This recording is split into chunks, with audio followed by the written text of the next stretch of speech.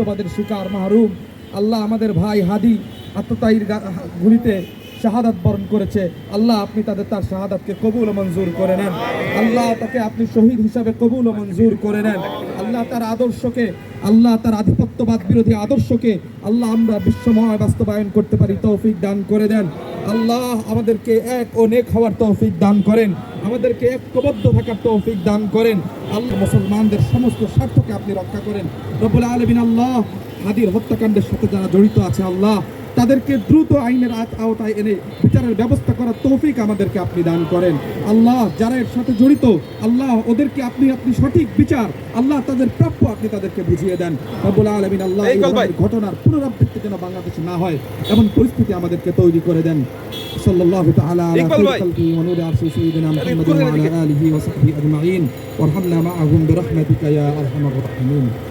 বাংলাদেশ আজাদী আন্দোলন দীর্ঘজীবী হোক, ভারতীয় আধিপত্য ধ্বংস হোক।